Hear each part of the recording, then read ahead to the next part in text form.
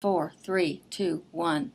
Good morning. It is Wednesday, August the 24th, 2016, and I am Diane, trying to impact 1,000 lives by May 1st, 2017. Today, our challenge will be to reconnect with someone from your past. I have a great story about that.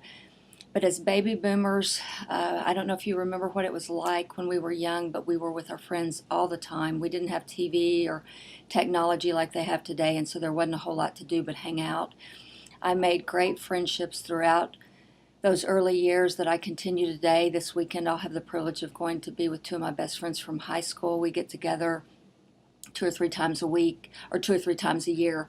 I'd like it if it was 2 or 3 times a week, but we hang out and have fun and remember old times and pretend we're young again. So that will be your challenge. But my story about that involves a girl that I had been in her wedding back in 1984, and she had gotten married. This was before I was married, and we were really good friends. I was her maid of honor, and we had a lot of good times, and we were a lot alike, very intense and kind of standoffish with people.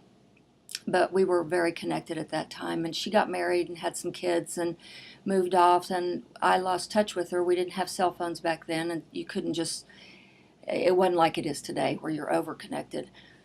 But anyway, I lost touch with her, and really, honest to God, for the last 30 years, hadn't thought much about her.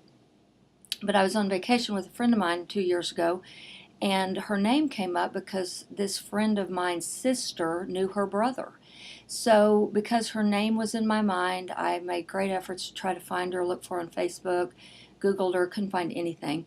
But I did find her son on Facebook, and so I sent him an instant message with my contact number, a little bit about me, and that I wanted to reconnect with his mother. Never heard anything. So from time to time I would think about it, and then I just thought, well, maybe she doesn't, maybe she didn't like me that much. I don't know. Maybe we weren't as close as I thought we were. But I didn't hear from her. So on July the 4th of 2016, a couple of months ago, last month, I pick up my phone and I have a text message from her. And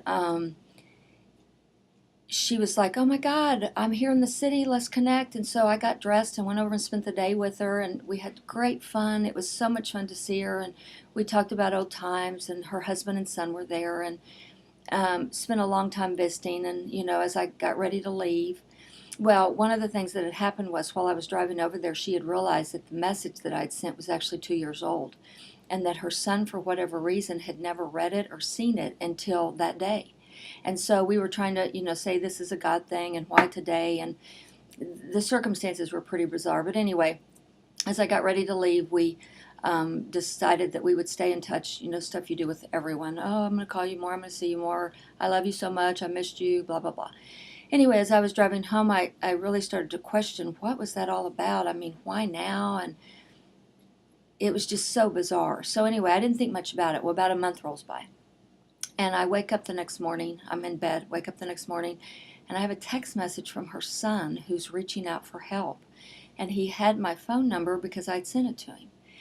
And so it was like 5 a.m. I pick up the phone and call him, and he was struggling with some stuff, and so I helped point him in the right direction. Tried not to, be motherly in the sense of telling him what to do and stuff. But anyway, and I kept touch with him for a couple of days and didn't hear from him again. And that was okay because I think he just needed direction. So one of those things you do, when you know somebody's in need, is you keep them in your prayers and just know it's going to be okay. He asked me to not tell his mom, so I didn't. But my point of this is that sometimes when somebody flashes in our mind and we want to reconnect with them, it's bigger than us and it's bigger than them, and it may impact people that you don't even know.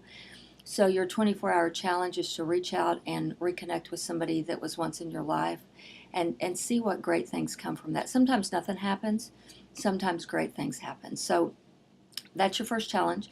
I just want everyone to know this is my second taping this morning. I ran out of juice on the first one and it didn't tape, but I also swallowed my gum and I almost choked, and so that was pretty funny. I think one of the rules is you're not supposed to be chewing gum when you're taping, but I am a avid Nicorette chewer. I quit smoking 22 years ago and love Nicorette, and I just can't give it up. So anyway, I don't have gum in my mouth right now, if you can see. Anyway, the second thing is I want to give a shout out to my kids, who I am sometimes pretty hard on, and don't portray them in a necessarily positive light, but I love them so very much, and I'm so blessed to have the great kids that I have. They are really good individuals and are the neatest people I know and have made me a better person. So I just want to tell them that I love them very much, even though they will never see this, because they just won't. And the other thing is that if they knew I was doing this, they would be mortified. They would completely freak out, both of them. So hopefully they'll never see this, but I'm just saying that to my audience of one. The other thing is I want to give a shout out to the investment guy that I met with yesterday. He was a millennial, and he was precious, and he had a really cute suit on, and I had stood him up twice, and he was becoming quite irritated with me, so I decided to go meet with him anyway. And he was very enthusiastic about what he does. And when he met me, he said, "Hello, Diane," and this is how the conversation started. "You are 58." And I was like, "Oh my God, are you kidding me? You don't start a conversation like that with an old person." But anyway, so needless to say, after he said, "Hello, Diane, you're 58," my mind went blank, and I really didn't hear anything else. And so here's what I took from it, though. So I just want everybody to know that I did learn something about 10 years and 5 years, 1% and 0.5%. And when I retire, I'm going to have $1.99 to live on. And that makes me laugh out loud, because it's like, number one, you told me I was old, and number two, I'm going to be broke. So he did his best, though, and that's what's important. But here's to the millennials. If you're trying to sell something to a baby boomer, don't start with their age.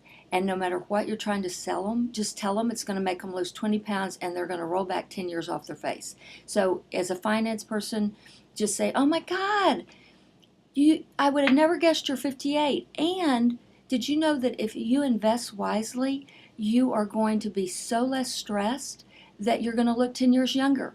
And because of that, you're going to drop 20 pounds. That's all you got to do." So anyway, to my millennial friends that are out there in the job market giving it their best, we love you. I appreciate anybody that shows up to work and does their best, does just try so hard. And I think millennials have a difficult time right now because they're just trying to make their mark and do the best they can. And I'm not sure we gave them the best skills to work with. So anyway, that's that. And then your second 24-hour challenge will be to go 24 hours without sugar. And sugar's a killer.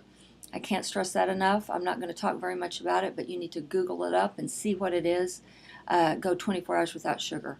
I hope you have a great day, and I will see you tomorrow. Our topic tomorrow will be embracing your inner slut. So anyway, see you tomorrow. Bye.